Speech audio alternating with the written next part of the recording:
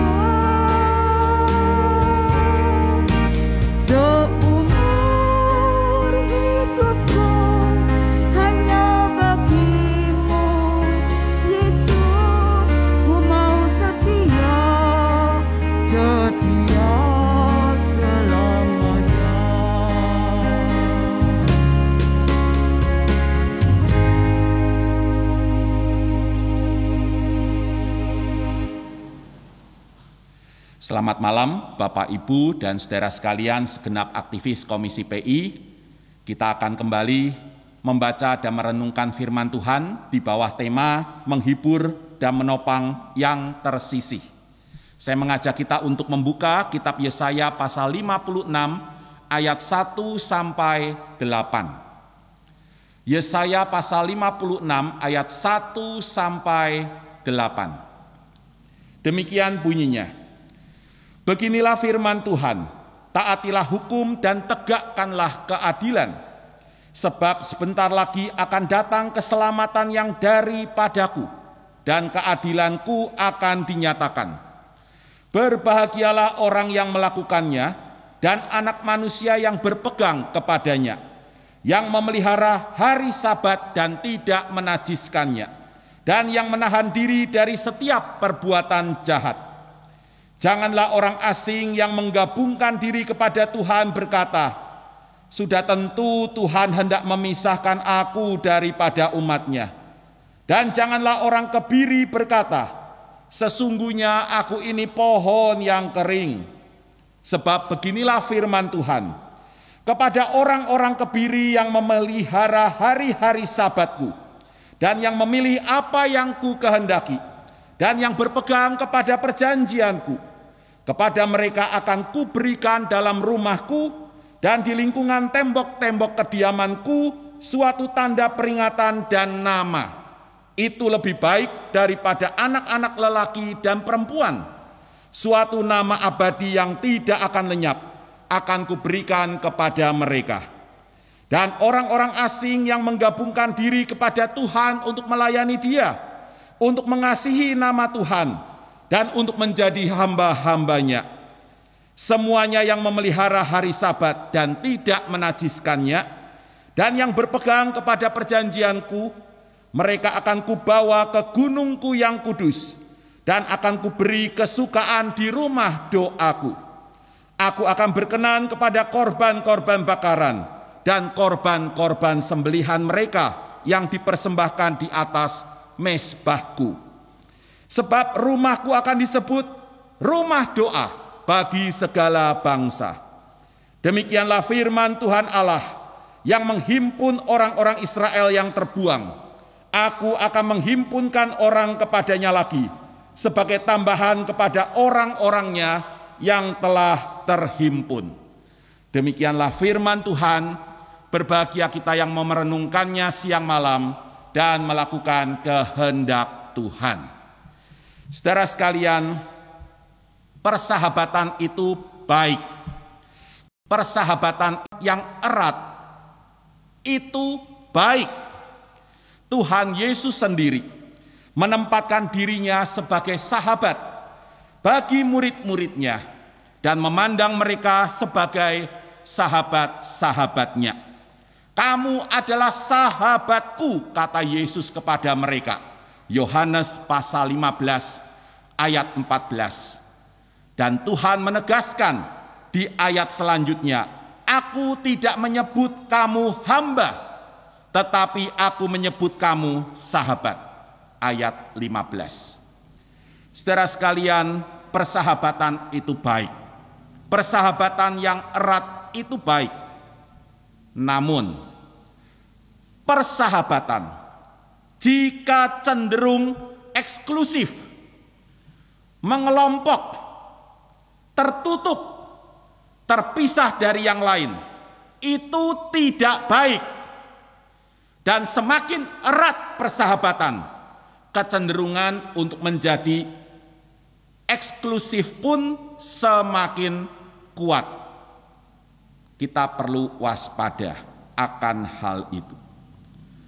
Banyak orang yang meninggalkan gereja atau undur dari kegiatan gereja, salah satunya karena masalah persahabatan. Ketika seseorang mendapati bahwa di gereja terdapat kelompok-kelompok persahabatan yang cenderung eksklusif, dia merasa dinomorduakan. Tidak sepenting anggota-anggota dalam kelompok-kelompok tersebut. Seringkali diabaikan atau dilupakan. Dan akhirnya dia merasa tersisih atau terasing. Lalu bisa jadi dia memutuskan untuk meninggalkan gereja. Atau setidaknya undur dari kegiatan gereja. Saudara sekalian, persahabatan yang Kristus bangun dengan murid-muridnya tidak bersifat eksklusif. Sebaliknya, inklusif, menyebar, terbuka, dan merangkul siapa saja yang ada di sekitar mereka. Memang ada yang dipilih menjadi rasul, 12 orang. Dan tanggung jawab tertentu diberikan kepada mereka. Tapi terlepas dari itu, setiap orang yang percaya kepada Tuhan dan mau mengikut Dia untuk memberitakan Injilnya, dijadikannya murid dan sahabatnya. Persahabatan yang Kristus bangun dengan murid-muridnya adalah persahabatan yang merangkul dan meluhurkan orang-orang di sekitar mereka, serta menghilangkan batasan-batasan kelas dan kelompok sosial apapun. Semua orang menjadi sahabat, dan persahabatan seperti itu menciptakan masyarakat iman. Saudaraku, persahabatan yang cenderung eksklusif bukan cuma terjadi di gereja pada masa kini, tapi juga di tengah umat Tuhan pada zaman para nabi. Kenyataan itulah yang menjadi konteks dari nas kita, Yesaya pasal 56 ayat 1 sampai 8. Kitab Yesaya yang terdiri dari 66 pasal adalah karya tulis yang sangat indah dan mengandung kekayaan teologis dan kesusastraan tersendiri di dalam kasanah kitab-kitab perjanjian lama. Kitab sepanjang 66 pasal ini dihimpun selama kira-kira 2 abad, dari paruhan kedua abad ke-8 sampai paruhan kedua abad ke-6 sebelum Masehi. Di kalangan para sarjana atau ahli Alkitab, pada umumnya kitab ini dipandang terdiri dari 3 bagian. Pertama, Proto Yesaya atau Yesaya pertama, pasal 1 sampai 39, yang dihimpun sebelum masa pembuangan. Kedua, Deutero Yesaya atau Yesaya kedua, pasal 40 sampai 55, selama masa pembuangan. Dan ketiga, Trito Yesaya atau Yesaya ketiga, pasal 56 sampai 66 setelah masa pembuangan. Nas kita adalah bagian dari Trito Yesaya, Yesaya ketiga, pasal 56 sampai 66. Nas kita adalah pasal 56 ayat 1 sampai 8 yang diawali dengan rumusan beginilah firman Tuhan ayat 1. Beginilah firman Tuhan. Rumusan ini mengawali bagian ketiga dari kitab Yesaya. Konon saudara sekalian, Trito Yesaya atau Yesaya ketiga sendiri terdiri dari berbagai lapisan. Artinya, Trito Yesaya adalah hasil peredaksian dari berbagai bahan yang ditulis oleh beberapa penulis yang hidup di zaman yang berbeda-beda. Ada bahan yang diambil dari zaman raja-raja atau masa pra-pembuangan. Misalnya, pasal 56 ayat 9 sampai 57 ayat 13. Ada juga bahan-bahan yang muncul di antara kaum pembuangan, jadi di masa pembuangan. Misalnya, pasal 63 ayat 7 sampai pasal 64 ayat 12. Dan sebagian bahan lainnya disampaikan di masa pasca pembuangan, ketika sebagian besar orang Israel sudah kembali ke Yerusalem. Saudara sekalian, pada kesempatan ini saya tidak mencoba untuk merekonstruksi sejarah yang berdiri di balik Trito Yesaya pasal 56 ayat 66, selain catatan kecil tadi bahwa di tengah umat Allah ketika itu yang berkembang adalah model persahabatan yang cenderung eksklusif, yang membuat orang-orang yang ada di sekitar umat Tuhan merasa tersisih dan terasing ketika mereka berada di tengah umat Tuhan. Itu saja catatannya, catatan sejarahnya. Yang lainnya saya tidak ingin merekonstruksinya. Dan saya rasa akan lebih berguna bagi saya pada kesempatan ini untuk mengajak kita memahami bagian terakhir dari kitab Yesaya ini, Cerita Yesaya, secara literer. Dalam kaitan dengan plot atau alur dari awal sampai akhir kitab Yesaya. Dan ini, pendekatan ini disarankan oleh seorang penafsir namanya John Oswald. Dia menyatakan bahwa Yesaya pasal 56 ayat 66 ditulis untuk menunjukkan bagaimana teologi dari pasal 40 sampai 55 cocok dengan teologi dari pasal 1 sampai 39. Jadi alurnya seperti itu ya, Bapak Ibu Saudara sekalian. Proto Yesaya pasal 1 sampai 39 punya teologi tersendiri.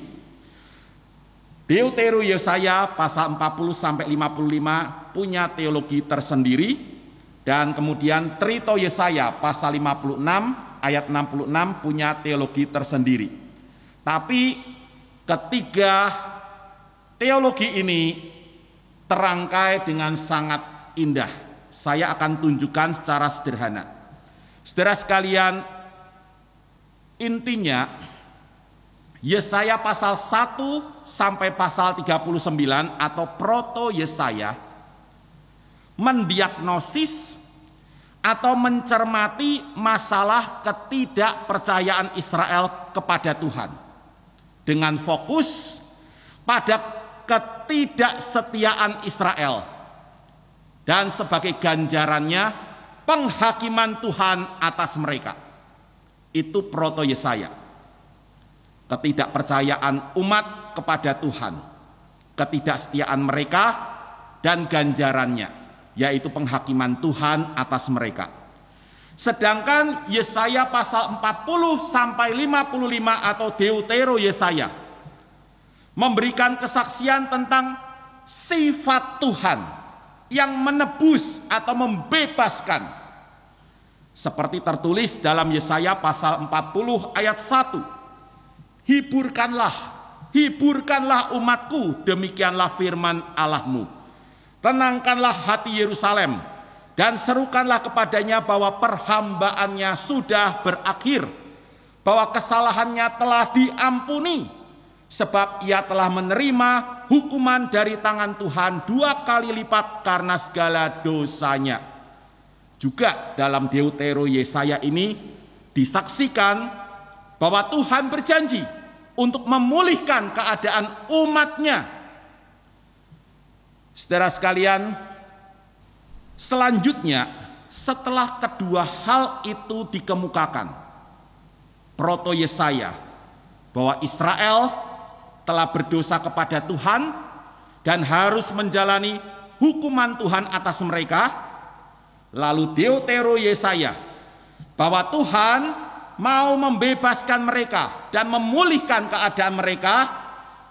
Maka sekarang Cerita Yesaya pasal 56 sampai 66 menjelaskan bagaimana umat semestinya menanggapi kedua berita tadi. Saudara sekalian, tanggapan umat dimulai dengan membarui pandangan mereka tentang berkat Tuhan. Berkat Tuhan itu tidak eksklusif bagi kelompok umat tertentu, tapi inklusif bagi segala bangsa. Mereka harus menyadari itu. Berkat Tuhan itu bersifat inklusif bagi segala bangsa. Sebelumnya di pasal 55 ayat 3 sampai 5 telah disampaikan sabda Tuhan. Sendengkanlah telingamu dan datanglah kepadaku. Dengarkanlah, maka kamu akan hidup. Aku hendak mengikat perjanjian abadi dengan kamu, menurut kasih setia yang teguh yang kujanjikan kepada Daud.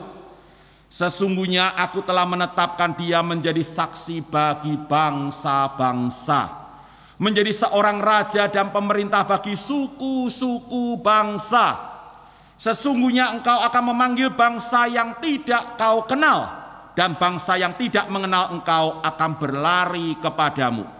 Oleh karena Tuhan Allahmu dan karena Yang Maha Kudus Allah Israel yang mengagungkan engkau.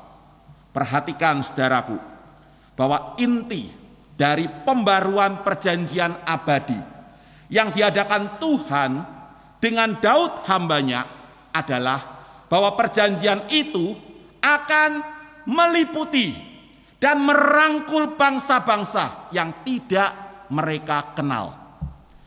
Perjanjian itu bersifat bukan eksklusif, melainkan inklusif.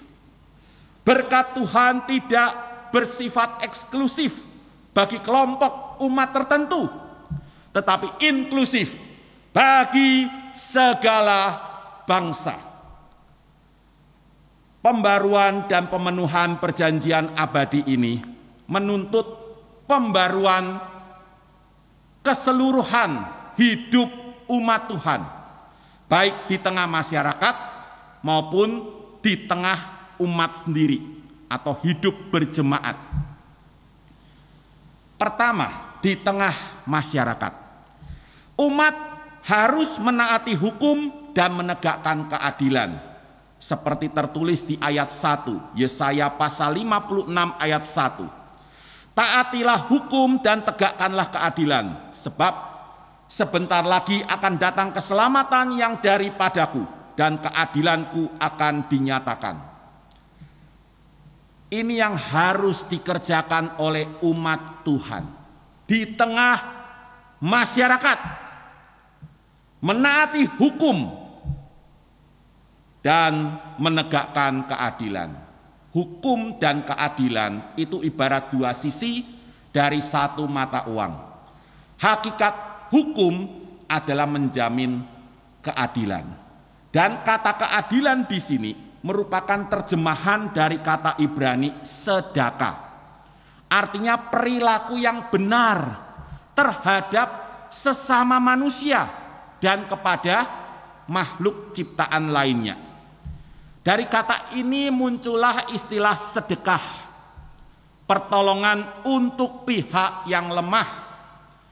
Perilaku yang kuat menolong yang lemah adalah perilaku yang benar, yang adil, yang mencerminkan perjanjian abadi yang diadakan Tuhan dengan umatnya.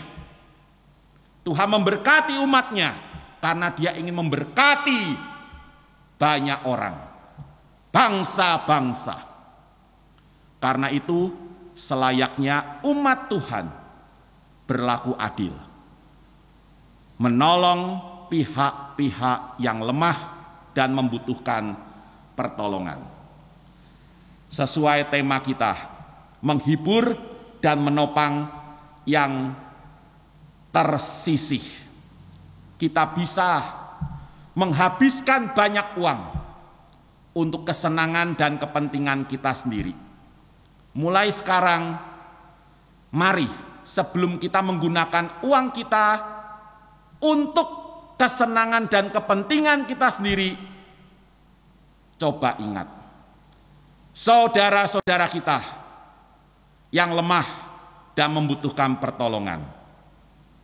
Apa yang bisa memenuhi kesenangan dan kepuasan sesaat kita itu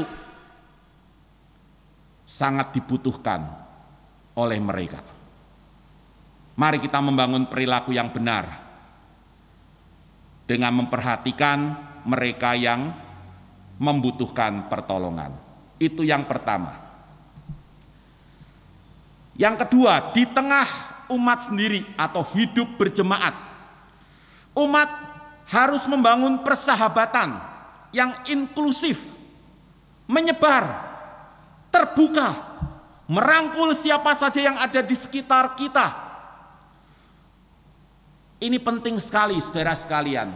Alkitab itu mengajarkan bahwa ukuran keumatan kita bukanlah faktor kelahiran atau ikatan darah, melainkan iman. Artinya pertobatan dari dosa dan penyerahan diri kepada Tuhan. Itu ukuran keumatan saudara, saya, dan siapapun juga. Dan kalau kita bicara siapa saudara kita, maka yang menentukan bukanlah penilaian kita sendiri, tetapi penilaian Tuhan. Siapa saudara untuk Anda dan saya? Kita perlu belajar dari Alkitab. Bagaimana Tuhan memandang dan memperlakukan dua kelompok orang pada zaman para nabi yang dianggap bukan bagian dari umat Allah. Lo ami, bukan umatku. Kita kembali kepada Yesaya pasal 56. Kita perhatikan mulai ayat 3 dan seterusnya. Saudara sekalian, sebelumnya orang asing itu dipandang sebagai kekejian oleh umat. Sedangkan orang kebiri, jadi ada dua kelompok di sini yang diangkat ke permukaan ya. Kelompok orang asing dan kelompok orang kebiri. Orang kebiri dinilai najis dan tidak punya tempat di tengah jemaat. Tidak heran jika keduanya merasakan penolakan yang keras dan tegas ketika mereka berada di tengah umat Tuhan ketika itu. Di tengah umat Tuhan, mereka mendapati kelompok-kelompok persahabatan yang sangat eksklusif, sehingga mereka merasa tersisih atau terasing. Seperti disuarakan oleh Tuhan sendiri di ayat 3, Tuhan yang mengetahui hati manusia, yang mendengar jeritan mereka yang tersisih dan terasing, menyuarakannya di ayat 3. Sudah tentu Tuhan hendak memisahkan aku daripada umatnya. Ini jeritan hati orang asing. Masih di ayat 3, sesungguhnya aku ini pohon yang kering. Ini jeritan hati orang kebiri. Saudara sekalian, namun Alkitab mengajarkan hal seperti ini tidak boleh terjadi lagi. Apalagi di tengah umat Tuhan. Kepada orang-orang kebiri yang memelihara sabat Tuhan, melakukan kehendak Tuhan, ya, ayat 4 dan seterusnya, dan memegang perjanjiannya, Tuhan menyatakan bahwa mereka adalah miliknya dan bagian dari umatnya untuk selamanya. Kepada orang-orang asing, ayat 6 dan seterusnya, yang melayani Tuhan, mengasihinya dan mengabdikan diri mereka kepadanya, memelihara sabat dan memegang perjanjiannya, Tuhan menyatakan bahwa Dia akan menjadikan mereka umatnya. Ami, umatku. Bukan lo ami, tapi ami.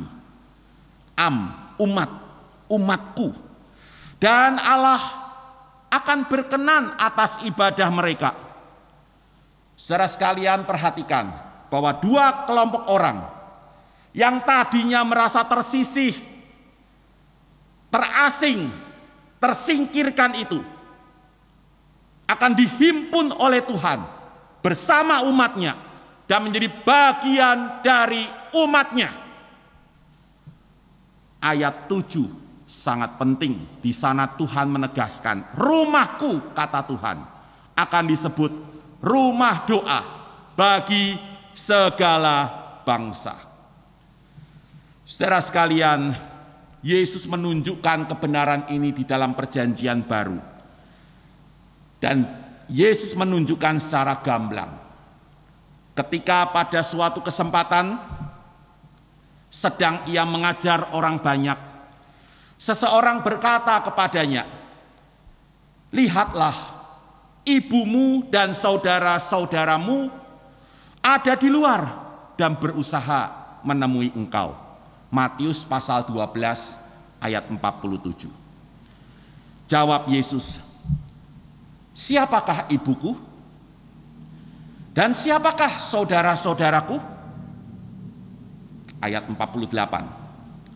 Lalu sambil menunjuk ke arah murid-muridnya, Yesus berkata, "Inilah ibuku dan saudara-saudaraku. Sebab siapapun yang melakukan kehendak Bapa-Ku yang di sorga, dialah ibuku. Dialah saudaraku laki-laki. Dialah saudaraku perempuan. Dialah ibuku." Ayat 49 sampai 50. Intinya saudara sekalian, ukuran keumatan bukanlah faktor kelahiran, faktor ikatan keluarga, tetapi iman semata, sola fide, bertobat dari dosa dan menyerahkan diri kepada Tuhan. Dan itu nyata dalam perilaku keseharian melakukan kehendak Bapa. Itu ukuran sejati keumatan seseorang. Jika orang memiliki kualitas itu, dialah saudara kita.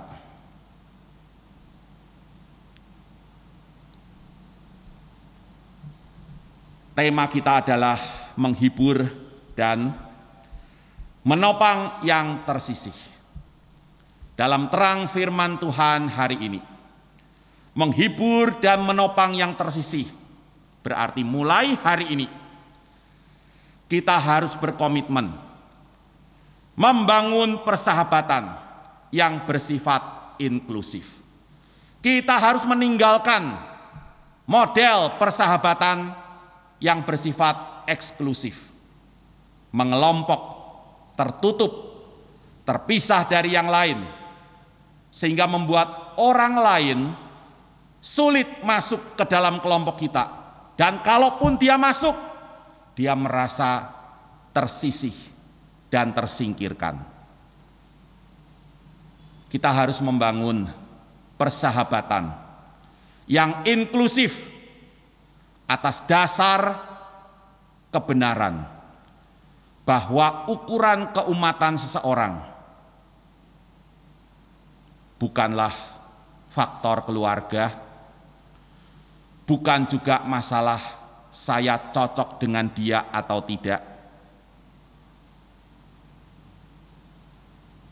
minatnya sama atau tidak, tetapi iman, bertobat dari dosa, dan menyerahkan diri kepada Tuhan.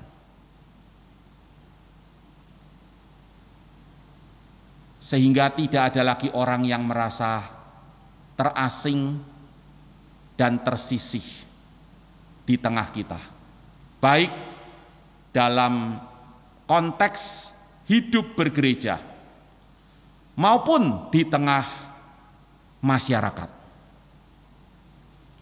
Jadilah sahabat untuk sebanyak-banyaknya orang. Jadilah sahabat yang baik. Kalau kita bicara masalah persahabatan, ingat selalu 3 titik kontinum ini. Yang paling kiri titik kontinum ini adalah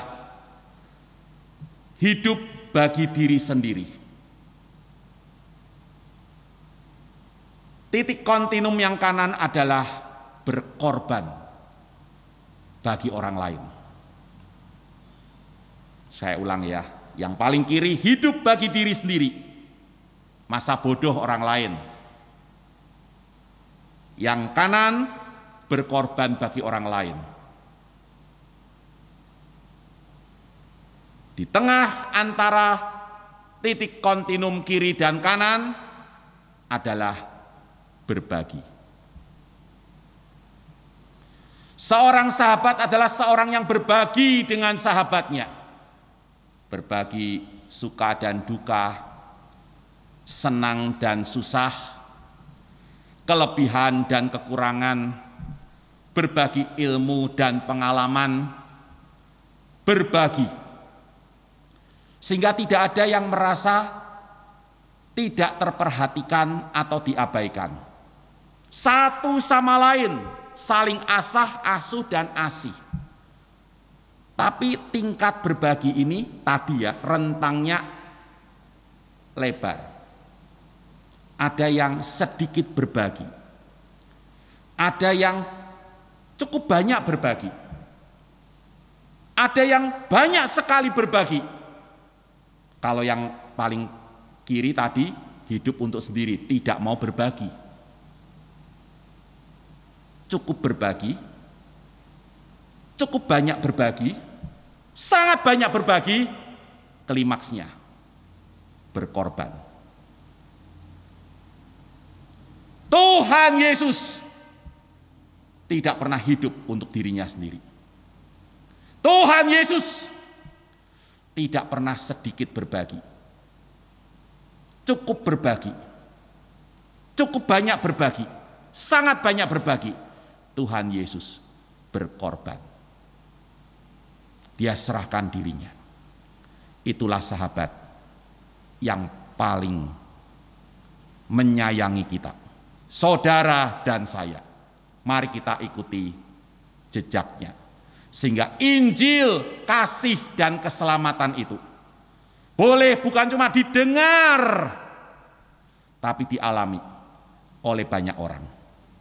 Karena perjanjian abadi yang Tuhan ikat dengan umatnya bersifat inklusif, meliputi dan merangkul segala bangsa. Mari kita belajar berbagi. Semakin banyak berbagi, dan oleh pimpinan dan kehendak Tuhan, jika Tuhan menghendaki, siaplah berkorban diri. Demi sahabat-sahabat kita. Seperti Tuhan Yesus, sahabat sejati kita, sudah berkorban untuk saudara dan saya. Amin.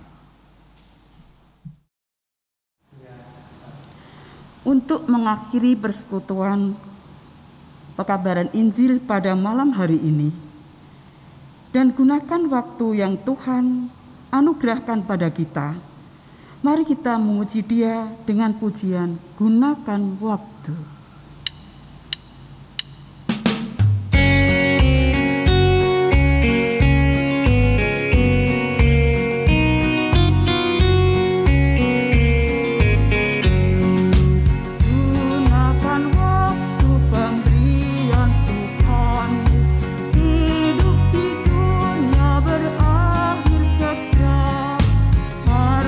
Benda yang kau dambakan selalu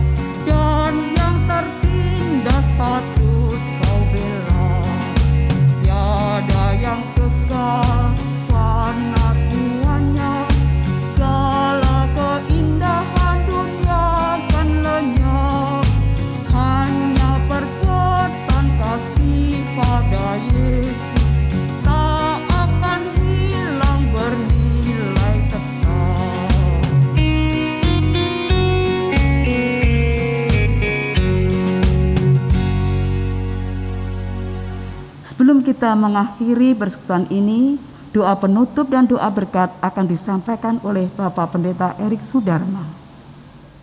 Mari kita mengakhiri persekutuan doa Komisi PI pada malam hari ini di dalam doa dan berkat. Bapa yang Maha Baik, kami bersyukur atas persekutuan yang indah pada malam hari ini. Walaupun kami satu sama lain jauh di mata, tetapi oleh iman kami kepada Tuhan Yesus Kristus dan cinta kasih kami satu terhadap yang lain, kami tetap dekat di hati.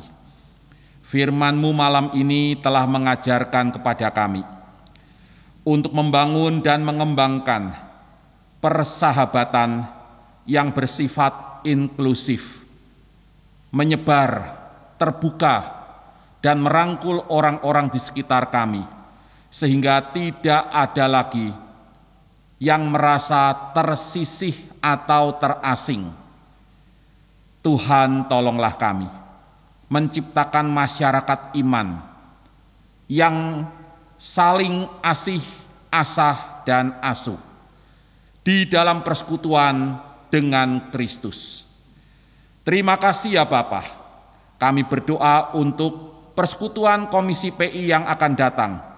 Kiranya Tuhan kembali menghimpun kami di dalam cinta kasih satu terhadap yang lain, sehingga kami boleh terus saling memperhatikan, saling mendoakan, saling membangun, saling menopang. Terpujilah nama Tuhan. Di dalam nama Tuhan Yesus Kristus kami berdoa. Amin. Saudara sekalian, kini terimalah berkat Tuhan.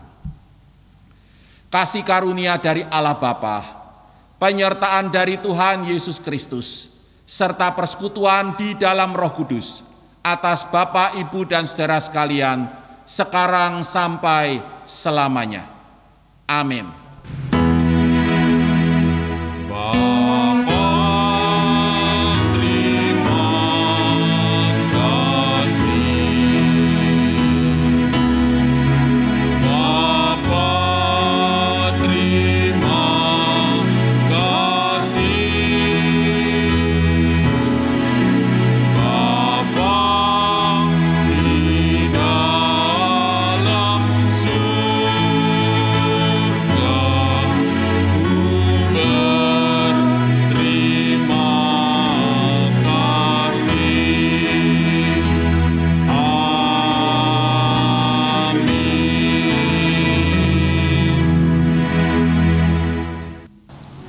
Persekutuan Komisi PI pada malam hari ini telah selesai.